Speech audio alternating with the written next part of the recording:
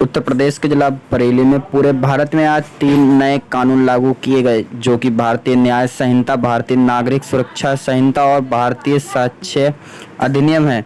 इसी को लेकर पूरे उत्तर प्रदेश के सभी थानों में जनता को जागरूक किया जा रहा है। इसी क्रम में आज शहर कोतवाली में एडीजी बरेली जोन रमित शर्मा लोगों को जागरूक किया और लागू हुए तीनों नए कानूनों के बारे में बताया। मीडिया से बात करते हुए एडीजी बरेली जोन रमित शर्मा ने कहा कि जो कानून अब तक भारत में लागू थे वह लगभग 150 साल पुराने थे। अब नए 3 कानून लागू किए गए हैं। इन कानूनों से लोगों को न्याय पाने में सहूलियत मिलेगी और यह तकनीकी युग है, इसमें तकनीक को भी समावेशित किया गया है। इस कानून के तहत लोगों को बहुत राहत मिलेगी तथा लोगों को न्याय दिलाने में यह कानून बहुत ही सहयोगी साबित होंगे। उन्होंने कहा कि आज हुए प्रोग्राम में गणमान्य लोगों को शामिल किया गया और ज़्यादा से ज़्यादा लोगों को बुलाकर इन कानून के बारे में जागरूक किया गया है। जो कानून अब तक लागू थे वह बहुत ही पुराने थे। नए युग के हिसाब से इन कानून को लागू किया गया है और लोगों को लगातार इन कानून के बारे में जागरूक किया जाता रहेगा।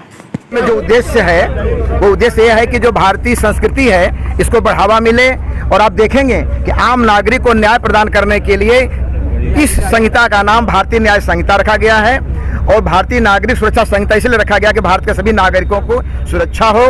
और पहले का जो कानून बना था उसमें दंड शब्द प्रयोग किया गया था, भारतीय दंड संहिता, अब न्याय शब्द प्रयोग किया गया है।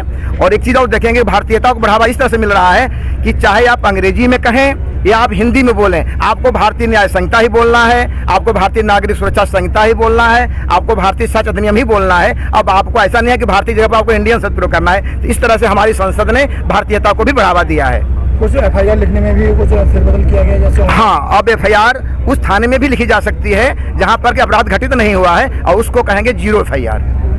और अब आप मोबाइल के माध्यम से भी सूचना दे करके एफआईआर करा सकते हैं, उसको ई एफआईआर कहा गया है। 3 दिन के भीतर जा करके थाने पर आपको अपना सिग्नेचर करना होगा। धाराएं बदली गई हैं? हाँ, धाराएं काफ़ी कम की गई हैं और टाइम बाउंड ट्रायल्स फिक्स कर दिया गया है। अब भारतीय नागरिक को समयबद्ध तरीके से एक टाइम लिमिट के अंदर जो है उसको न्याय मिलेगा। सर, आज जो है नया कानून है उसको क्या?